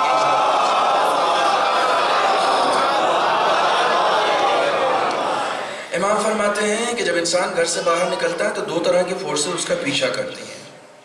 ایک رحمانی فورسز ہوتی ہیں اور ایک شیطانی فورسز ہوتی ہیں. انسان جب گھر سے نکلے تو امام نے فرمایا یہ خدا کا نام لے کر نکلو, بسم اللہ الرحمن الرحیم. کچھ نہیں یاد ہے, بسم اللہ تو یاد ہے نا, بسم اللہ الرحمن الرحیم. 11ویں امام نے مومن کی علامت میں بتایا ہے کہ وہ بسم اللہ زور سے کہتا ہے. مومن کو ڈھونڈنا ہو تو دیکھنا کون بسم اللہ زور سے کہہ رہا اور کون کھا ہی جا رہا ہے. زور سے اور دھیرے سے تو دور کی بات, کھا جا رہا ہے. مومن کی علامت. بھیا خدا کا نام لینے میں کیا جا رہا ہے, رسول کے نام پہ پابندی لگا دی, امام کے نام پہ پابندی لگا دی, بسم اللہ کہنے میں کیا بہت آ رہی ہے. خدا کا نام تو میں شروع کر رہا ہوں اللہ کے نام سے, ہمت ہے تو قرآن سے نکال دو. ہر سورے کے شروع میں کیوں لکھ رہے ہو, وہاں لکھ رہے ہو نماز میں نہیں بول رہے. کون سی دوہری پالیسی ہے بھائی, یہ کون سی دوہری پالیسی. بسم اللہ کے نام کا اتنا اثر ہوتا ہے کہ تم مرغا خریدنے جاتے ہو اور اگر وہ جھٹکے سے تمہیں دے دے تو تم اس کو اپنے لیے حرام سمجھتے ہو جب تک بسم اللہ نہ پڑھے. بسم اللہ کا اثر یہ ہوتا ہے کہ جو گوشت حرام ہو جاتا ہے وہ ایک نام سے حلال ہو جایا کرتا ہے, ایک خدا کے نام سے حلال ہو جاتا ہے وہ گوشت. بس اللہ کا نام لے لیا, حلال ہو گیا. امام نے کہا جب گھر سے نکلو بسم اللہ کہہ کے نکلو, اور اگر تھوڑا سا یاد کر سکتے ہو تو یاد کر لو, بسم اللہ و باللہ آمنت باللہ توکلت علی اللہ.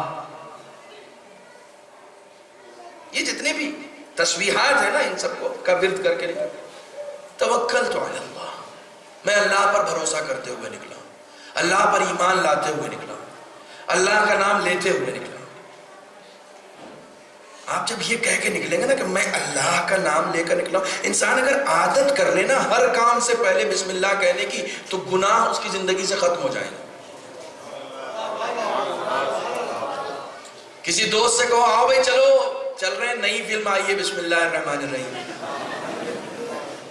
عادت ہو جائے گی نا, بسم اللہ کہنے کی عادت ہو جائے گی تو گناہ ختم ہو جائے گا. ارے خدا کا نام بھی لے رہے ہیں, فلم بھی دیکھنے جا رہے ہیں, خدا کا نام لینے, ایک نام لینے کی عادت ڈال لو نا, چونکہ تم کو اس نے اپنے نام کا ہی تو مظہر بنایا ہے. اپنے صفات کا ہی تو مظہر بنایا، اسماء وعلم آدم الاسماء، ہم نے آدم کو اسماء بتائے، یہ اسماء ہیں جو اثر کرتے ہیں، نام، خدا کے نام۔ آپ کا اپنا نام اثر کرتا ہے، خدا کا نہیں کرے گا۔ کسی کا نام یاسر ہو اور وہ جا رہا ہو یہاں سے، میں یہاں بیٹھے کہوں گا یاسر، وہ پلٹ کے دیکھے گا، آپ کے اپنے نام کا اثر ہے۔ میں نے کہا اس نے فوراً پلٹ کے دیکھا، اثر ہوا نا۔ تو آپ کے نام کا اتنا اثر ہوتا، خدا کے نام کا کتنا اثر ہوگا؟ آپ خدا کا نام لے کر دیکھیں نا، خدا کا نام لے کر دیکھیں۔ جب انسان خدا کا نام لے کر گھر سے نکلتا ہے تو پھر رحمانی فورسز جو آتی ہیں نا، تو شیطانی فورسز کے کالر پکڑ کے اسے دور بھگا دیتی ہیں، کہا یہ خدا کی پناہ میں آ گیا ہے۔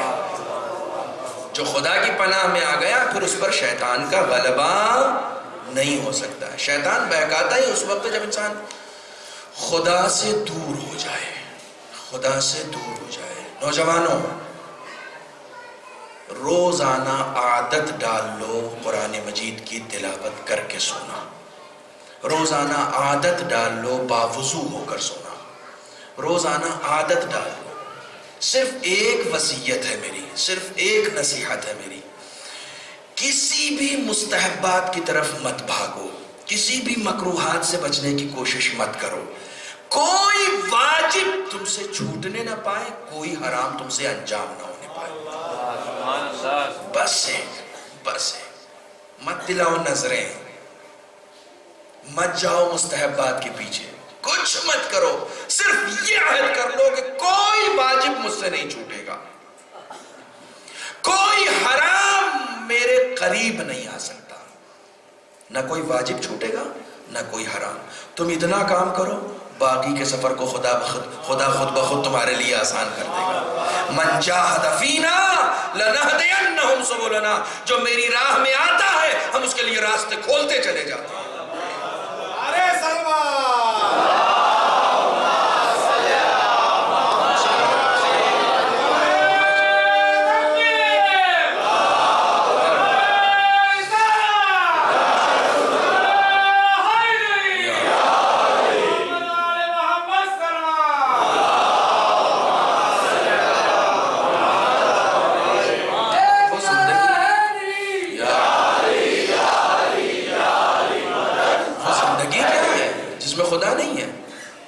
وہ زندگی کیا ہے؟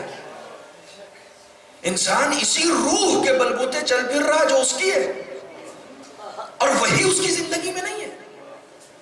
جس کا وہ خلیفہ ہے، جس کا وہ نمائندہ ہے، جس کے بلبوتے یہ سانسیں لے رہا ہے، سب کچھ اس کی زندگی میں ہوتا ہے سوائے خدا کے۔ پڑھوں آگے، رک جاؤں؟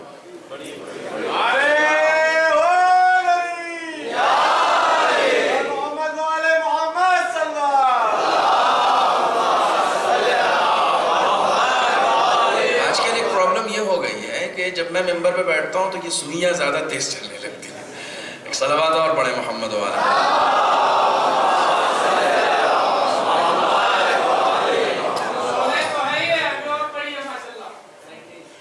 خدا نے اسی لیے پیدا کیا ہے۔ بہت سارے ہمارے بزرگان احباب، میں نے اکثر دیکھا، میں بھی گریٹر نوئیڈا میں خمسہ پڑھا تھا، اتفاق سے وہاں بھی عنوان یہی تھا، سنت الہیہ اور خلافت انسانی۔ وہاں ایک صاحب میرے پاس آئے اور آنے کے بعد کہنے لگے کہ مولانا ماشاءاللہ سے اللہ نے مجھے 2 بیٹے دیے تھے اور 1 بیٹی، اور میرا بڑا بیٹا امریکن کمپنی میں جاب کر رہا ہے اور چھوٹا والا جو ہے وہ ایک کسی اور دوسری بڑی کمپنی میں ہے، اور ماشاءاللہ بہت اچھی سیلری ہے ان لوگوں کی، میں نے ان لوگوں کے لیے سب کے لیے الگ الگ فلیٹس لے لیے ہیں، اور بیٹی کی ماشاءاللہ شادی کر دی ہے، اب میں چین سے مر سکوں گا۔ میں نے کہا ان سے، میں نے کہا یوں ہی نہیں کہہ رہا ہوں ممبر پہ، میں نے کہا آپ اسی لیے آئے تھے کہ بیٹے کی اچھی جگہ شادی کر دیں، اسے فلیٹ دلا دیں اور بیٹی کو بیاہ کے گھر بھیج دیں، آپ اب چین سے مر جائیے گا۔ یہ کام آپ نہیں ہوتے تو نہیں ہوتا، آپ نہیں ہوتے تو یہ کام نہیں ہوتا۔ آپ یہ سوچ رہے ہیں یہ نوکری آپ نے دلائی ہے، آپ یہ سوچ رہے ہیں یہ شادی آپ نے کی ہے۔ انتم تزرعونہ ام نحن الزارعون، قرآن کی آیت ہے، کسانوں سے کہہ رہا خدا یہ جو کھیتیاں تم کرتے ہو اس میں دانا ہم اگاتے ہیں کہ تم اگاتے ہو؟ تم یہ سمجھتے ہو تم نے کیا ہے؟ تم سارے اپنے اچھے کاموں کی نسبت اپنی طرف دیتے ہو۔ اسلام نے طریقہ بتایا، جب بھی کوئی خیر تم تک پہنچے تو اس کی نسبت خدا کی طرف دو، اور جب کوئی شر پہنچے تو اس کی نسبت اپنی طرف دو۔ معبود خیر تیری طرف سے ہے، کمیاں مجھ میں پائی جاتی۔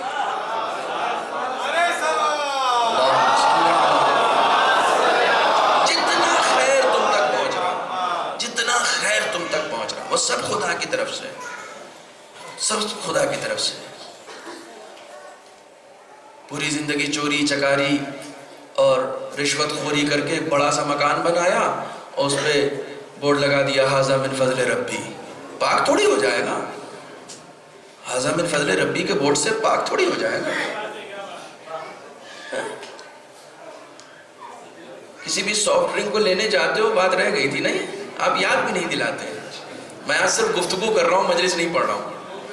کسی بھی سافٹ ڈرنک کو لینے کے لیے جاتے ہو بازار میں، اگر ایکسپائری ڈیٹ کی نکل آئی تو پولیس میں کمپلین کرتے ہو کہ نہیں کہ بھائی یہ دیکھو یہ ایکسپائری ڈیٹ کا مال بیچ رہا ہے، جس کی قیمت اب ردی ہو گئی، اب یہ کچھ نہیں، اب یہ کہیں نہیں بکے گا، اب اسے نالے میں پھینکا جائے گا۔ بھائی اتنی محنت کیوں ہو رہی ہے؟ کہا مولانا اگر ایکسپائری ڈیٹ کا سامان کھا پی لیں گے نا تو مریض ہو جائیں گے۔ کس چیز کی کیئر کر رہے ہو؟ کس چیز کی کیئر کر رہے ہو؟ جسم کی۔ خدا نے یہی تو کہا جیسے جسم کی کیئر کر رہے ہو ویسے روح کی کیئر کرو۔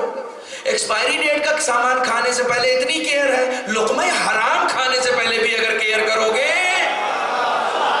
تو جیسے جسم بالیدہ ہوتا ویسے روح بھی بالیدہ ہوتی چلی جائے گی،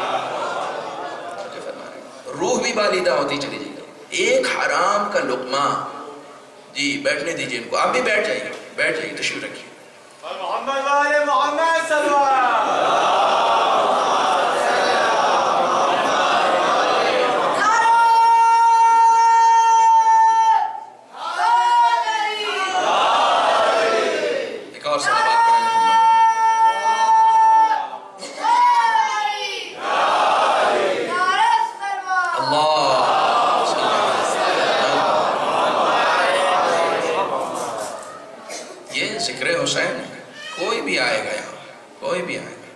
علم و دانائی لے کر جائے گا، اس کے علاوہ کچھ نہیں لے کر جائے گا، کچھ نہیں لے کر جائے گا۔ حق پرستی لے کر جائے گا، حق پرستی لے کر جائے گا۔ ہم نے قربانیاں دی ہیں، حق پرستی کا اعلان صرف ہمارا حق ہے۔ قربانیاں ہم نے دی ہیں، جانیں ہم نے قربان کی، ہم نے اپنے گھر جلائے ہیں، ہم نے اپنے بچوں کا خون بہایا ہے، ہم نے بہایا۔ ہم ہی حق پرستی کر سکتے ہیں۔ توجہ فرما رہے ہیں؟ ہم نے گلے کاٹے نہیں ہیں، گلے کٹوائے ہیں۔ ہم نے گلے کاٹے نہیں ہیں۔ ہماری تاریخ اٹھا کر دیکھو نا، رسول اسلام کہتے ہیں ما اوذی نبی، کوئی نبی اتنی اذیت نہیں اٹھایا، کسی نبی نے اتنی اذیت نہیں اٹھائی جتنی نبی میں نے اٹھائی ہے۔ نبی فرمائے جتنی اذیت میں نے اٹھائی ہے کسی نے نہیں اٹھائی۔ کسی نبی نے، جناب یحییٰ یا جناب زکریا کے سر کو دوپارہ کیا گیا تھا، آری سے کاٹا گیا تھا۔ کتنی اذیتیں نبیوں نے اٹھائی، پھر بھی نبی اکرم کہہ رہے ہیں میں نے بہت زیادہ اذیت اٹھائی۔ کون سی اذیت تھی وہ؟ تبلیغ کرنے کے لیے جا رہے ہیں، پتھر مارے جا رہے ہیں، اذیت کیا تھی؟ دیکھیں جب باہر والے اذیت دیتے ہیں تو وہ اتنی تکلیف دہ نہیں ہوتی، جب گھر والے اذیت دیتے ہیں تو وہ سب سے زیادہ تکلیف دہ ہوتی ہے۔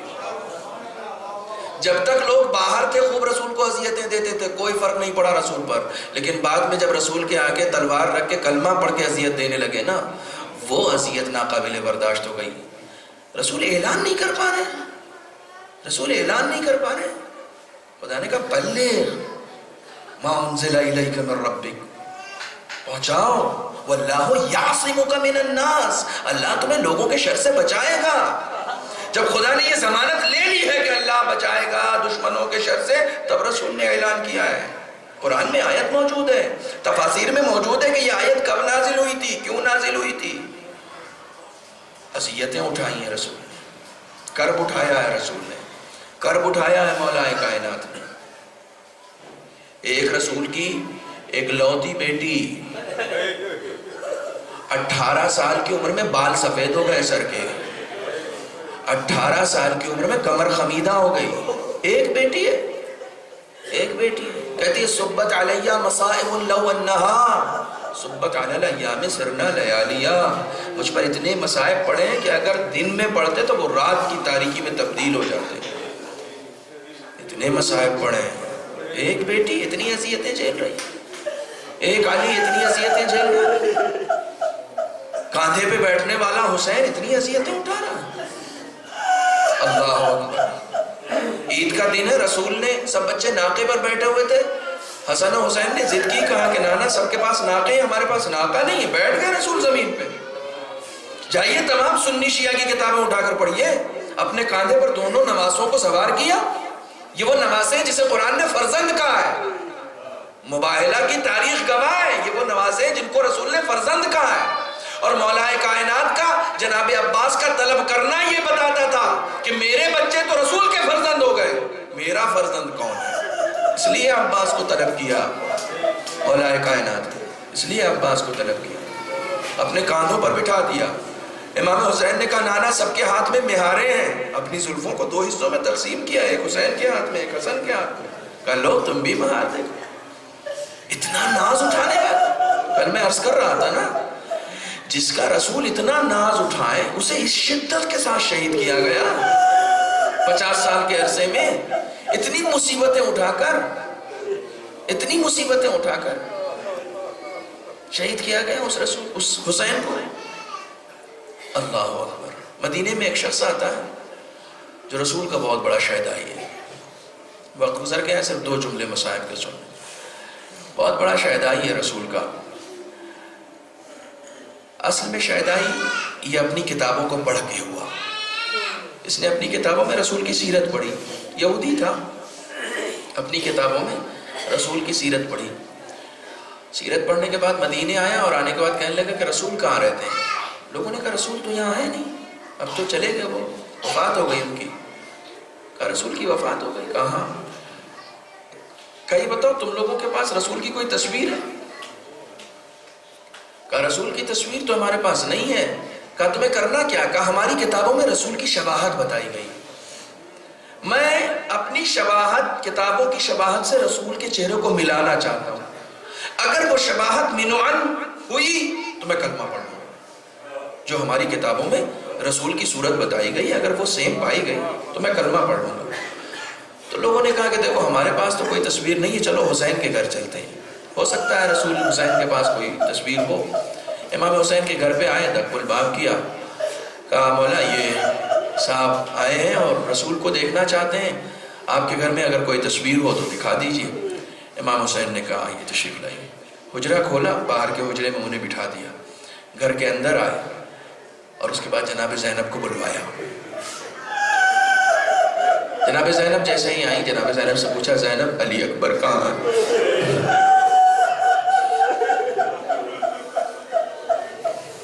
زینب علی اکبر کہاں؟ کہا بھیا علی اکبر ہیں. کہا علی اکبر کو بلاؤ. علی اکبر آئے. رسول کا عمامہ علی اکبر کے سر پہ رکھا اپنے فرزند کے، رسول کی آبا علی اکبر کے دوش پہ رکھی اور ہاتھ پکڑ کے اس حجرے میں لے کر آئے جس حجرے میں وہ شخص بیٹھا ہوا تھا. آپ کو معلوم ہے وہ مسلسل کتابوں میں پڑھ رہا تھا کہ رسول کی صورت کیسی تھی، ان کا نقشہ کیسا تھا، ان کی آنکھیں کیسی تھیں. جیسے ہی جناب علی اکبر اس حجرے میں داخل ہوئے ہیں نا، اس نے کتابوں سے نظر ہٹائی، جناب علی اکبر کے چہرے پر دیکھا، فوراً سراپا کھڑا ہو گیا، کہتا السلام علیکم یا رسول اللہ.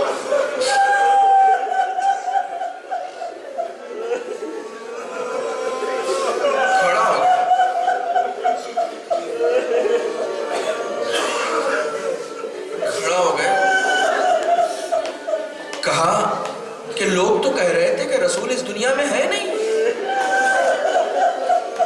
یہ تو وہی صورت ہے جو ہماری کتابوں میں لکھی ہوئی ہے. امام حسین نے کہا یہ رسول نہیں ہے، یہ رسول زادہ ہے، یہ میرا بیٹا ہے علی اکبر. اس کی صورت رسول سے ملتی ہے، جو صورت اللہ نے رسول کو دی تھی نا وہی صورت اسے دی ہے. منون وہی شباہت لے کر آیا ہے. امام حسین نے جب کربلا میں رخصت بھی کیا تھا نا، اس وقت بھی روایتوں میں لفظ محفوظ ہیں، اللہم اشہد علی ہؤلاء القوم، اے میرے اللہ اس قوم پہ تو گواہ رہنا کہ اس وقت میں میدان میں اسے بھیج رہا ہوں جو منطقاً، صرف صورت میں نہیں بلکہ منطق میں بھی رسول سے مشابہ ہے، منطق میں بھی رسول سے مشابہ ہے۔ امام حسین نے بہت ساری حجتیں تمام کی ہیں، بہت ساری حجتیں۔ وہ شخص ایمان لایا، کلمہ پڑھا، کلمہ پڑھنے کے بعد جانے لگا، جیسے ہی گھر سے رخصت ہو رہا تھا نا، امام حسین نے اسے روکا، کہا ایک بات سنو، اگر خدا تمہیں ایسا بیٹا دیتا تو تم کیا کرتے؟ کہا آقا اگر خدا مجھے ایسا بیٹا دیتا میں 7 پردوں میں رکھتا کہ کسی کی نظر میرے بیٹے کو نہ لگے۔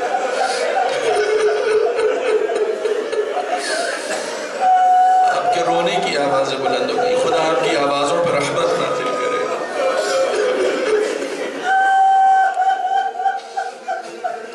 اگر خدا مجھے ایسا بیٹا دیتا تو میں 7 پردوں میں رکھتا کہ کسی کی نظر نہ لگے۔ امام حسین کی آنکھیں اشکبار ہو گئیں، زاروں قطار رونے لگے۔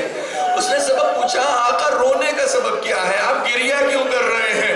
کہا جسے تو 7 پردے میں رکھنے کی بات کر رہا ہے وہ سینے پر برچی کا پھل کھا کے زمین کربلا پر ایڑیاں رگڑے گا، اور یہ مظلوم باپ اس کی مدد نہیں کر سکے گا، اسے بچا نہ پائے گا۔ امام حسین نے حجت تمام کی ہے۔ میں شہادت نہیں پڑھوں گا جناب علی اکبر کی، 2 جملے اور سن لیں، آپ کی آنکھوں سے آنسو نکل آئے، 2 جملے اور سن لیں۔ امام حسین نے کربلا میں جتنے ساتھی تھے، کربلا میں جتنے لوگ امام حسین کے ہمراہ تھے، سب کو اجازت لینی پڑی تھی جنگ کے لیے، سوائے جناب علی اکبر۔ جناب علی اکبر نے اجازت نہیں دی، روایتیں محفوظ ہیں۔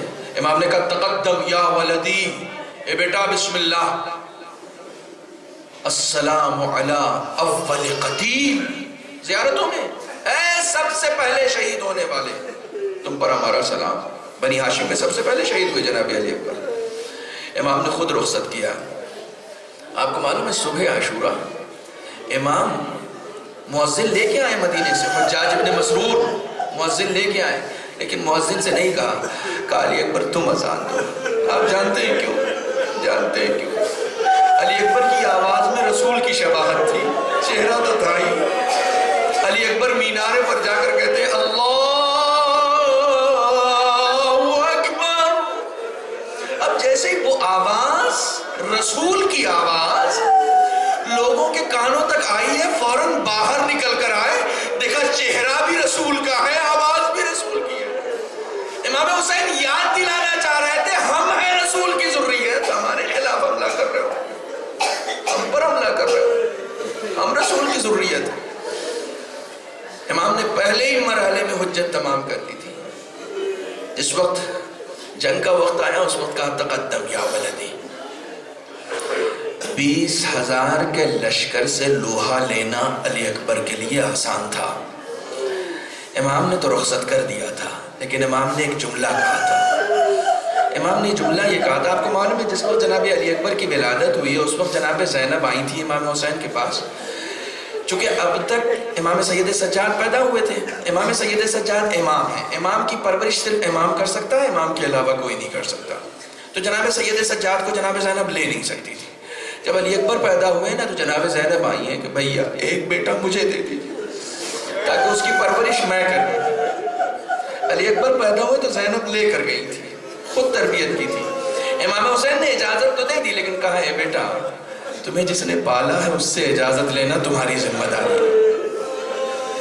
امام حسین نے سونپ دیا علی اکبر کو کہ اجازت لینا تمہاری ذمہ داری، اب تم خود جا کر اجازت لو گے۔ اب جناب علی اکبر اجازت کیسے لیں؟ انہیں معلوم ہے کہ پھوپھی اماں سے اجازت لینا اتنا آسان نہیں ہے۔ جناب زینب کے پاس گئے اور جانے کے بعد کہا کہ پھوپھی اماں یہ بتائیے سیدہ عالم جناب فاطمہ افضل ہیں یا آپ افضل ہیں؟ اللہ اکبر، اللہ اکبر، کتنا سخت سوال تھا۔ سیدہ عالم جناب فاطمہ افضل ہیں یا آپ افضل ہیں؟ جناب زینب لرز گئی، کہتی بیٹا یہ کیسا سوال کیا تم نے؟ کہاں اماں فاطمہ زہرا سلام اللہ علیہا سیدہ نساء عالمین، اور کہاں یہ ان کی کنیز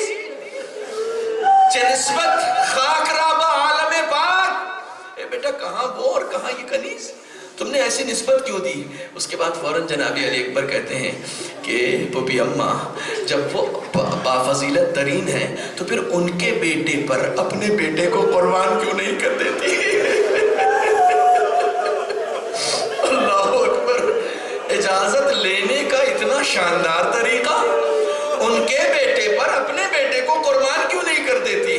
اجازت لینے کا سلیقہ اتنا اچھا تھا جناب علی اکبر کا کہ ایک مرتبہ جناب زینب کہتی ہیں بیٹا جا میں نے رخصت کیا، لیکن جس وقت جناب علی اکبر خیمے سے نکلے ہیں حمید ابن مسلم کے قلم نے لکھا ہے کہ بار بار خیمے کا پردہ اٹھتا تھا، گرتا تھا۔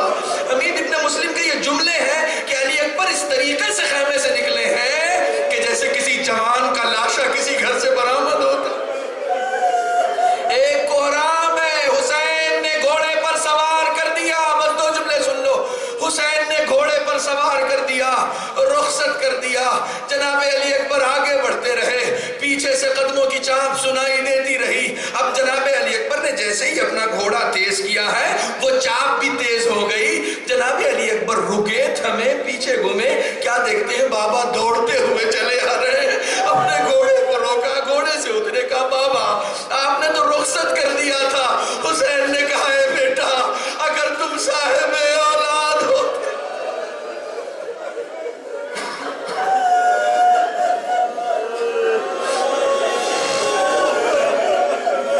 یہ اسیری کے ایام ہے نا، یہ اسیری کے، میں شہادت نہیں پڑھوں گا، میں شہادت نہیں پڑھوں گا، بس ایک جملہ سن لو، ایک جملہ سن لو۔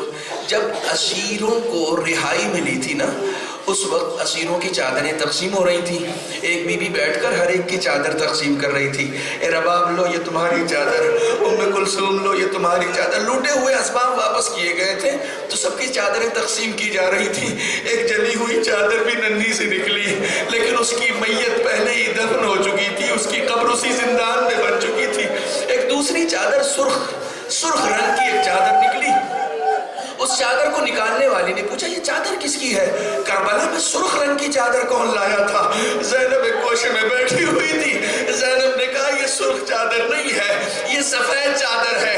جب بھیا علی اکبر کے لاشے کو خیمے میں لے کر آ رہے تھے تو میں نے یہ سفید چادر دی تھی تاکہ اس چادر میں رکھ کر وہ لاش لائی جائے۔ ارے یہ سفید چادر تھی جو علی اکبر کے خون سے سرخ ہو گئی ہے، لاؤ یہ چادر مجھے دے دو۔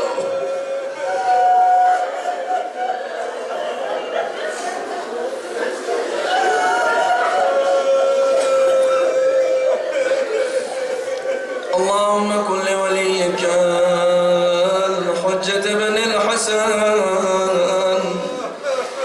صلواتك عليه وعلى آبائه في هذه الساعة وفي كل ساعة وليا وحافظا وقائدا وناصرا ودليلا وعينا حتى تسكن أرضك توعا وتمتعه فيها طويلا۔ بارک خدایا قبول فرما، معبود بحق محمد و آل محمد۔ امام حسین کی خدمت میں جو نذرانہ عقیدت ہم نے پیش کیا، معبود اس نذرانہ عقیدت کو شرف قبولیت سے نواز۔ معبود بحق محمد و آل محمد ہم میں سے جو شخص جہاں پر بھی جتنا بھی عمل کر رہا ہے اگر اس میں خامیاں بھی ہیں تو پالنے والے ان خامیوں کو دور کر کے ان عمل کو شرف قبولیت عطا فرما۔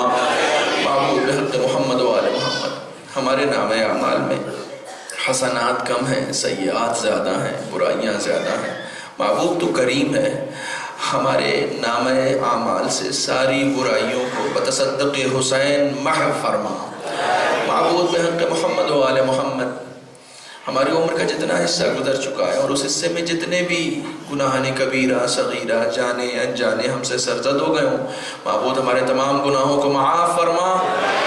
معبود بحق محمد و آل محمد ہماری لوح تقدیر میں عمر کا جتنا حصہ بچا ہوا ہے اس میں عمل صالح کی توفیق عنایت فرما، کو سمجھنے، دین پر عمل کرنے اور دین کو حقیقی معنوں میں اختیار کرنے کی توفیق عنایت فرمائے۔ معبود بحق محمد و آل محمد، جہاں جہاں بھی مومن بستے ہیں، مسلمان بستے ہیں، انسانیت بستی ہے، معبود عالم انسانیت کو اپنی امن و امان میں رکھ۔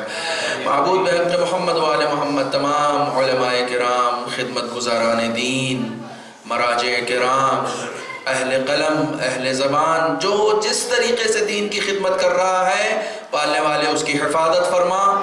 معبود بحق محمد و آل محمد، ہمارے مراجع اعظام بالخصوص حضرت آیت اللہ خامنئی، حضرت آیت اللہ سیستانی کو طول عمر عطا فرما۔ معبود بحق محمد و آل محمد، ہمیں متحد ہو کر، ایک ساتھ رہ کر، پورے عالم اسلام کو ایک ساتھ رہ کر دشمنان اسلام سے مقابلے کی توفیق عنایت فرما۔ معبود بحق محمد و آل محمد، ہم سب کو تزکیہ نفس اور اصلاح نفس کرنے کی توفیق عنایت فرما۔ معبود بحق محمد و آل محمد، ہمیں واجبات کو ادا کرنے کی توفیق عنایت فرما، محرمات سے دور رہنے کی توفیق عنایت فرما۔ معبود بحق محمد و آل محمد، ہمارے تمام روضات مقدسات کی حفاظت فرما۔ آپ سب کی طرف سے، خواتین حضرات سب کی طرف سے دعا کو ہوں، جہاں جہاں جتنے مریض ہیں سب کو شفائے کاملہ عطا فرما۔ معبود اس وقت تک ملک الموت کو ہمارے گھر پہ آنے کی اجازت نہ دینا جب تک کربلا کی زیارت ہمارا مقدر نہ ہو جائے۔ معبود بحق محمد و آل محمد، اس وقت تک ہماری موت کو ہم سے قریب مت کرنا جب تک ہم صحیح معنوں میں سچے پیرو رسول نہ بن جائیں۔ معبود بحق محمد و آل محمد، اس وقت تک ہماری موت کو ہم سے قریب نہ کرنا جب تک ہم سچے حسینی نہ بن جائیں۔ معبود بحق محمد و آل محمد، دعاؤں میں دعا یہ ہے کہ منتقم خون حسینی، حجت آخر، سلطان غما، حضرت امام عصر کے ظہور میں تعجیل فرما۔ معبود ہم سب کو، یہ جتنے نوجوان یہاں بیٹھے ہیں سب ان کے انتظار میں بیٹھے ہوں، یہ جتنے بزرگ یہاں بیٹھے ہوں سب اس منجی عالم کے انتظار میں بیٹھے ہوں۔ اے میرے معبود، اپنے کرم سے اس منجی بشریت کو جلد از جلد اس دنیا میں بھیج تاکہ ظلم و بے عدالتی کا خاتمہ ہو سکے اور عدالت و انصاف سربلند ہو سکے۔ معبود، ہم دعا کرنے والوں میں، ہمیں ان لوگوں میں ہرگز قرار مت دینا کہ جب اس حجت آخر کا ظہور ہو تو ان کی نوکری کے شرف سے ایسا ہرگز نہ ہو کہ ہم سب کے سب محروم رہ جائیں۔ معبود، ہم میں سے ایک ایک بچے، ایک ایک نوجوان، ایک ایک بزرگ کو اس بزرگ آقا کی نوکری کا شرف عطا فرمائے۔ ہماری سب سے چھوٹی نوکری یہ ہو کہ ہم ان کے غلاموں کی جوتیاں سیدھی کر سکیں۔ ربنا تقبل منا انک انت السمیع العلیم۔ مومنین سے 2 دن اعلان سماعت فرمائے۔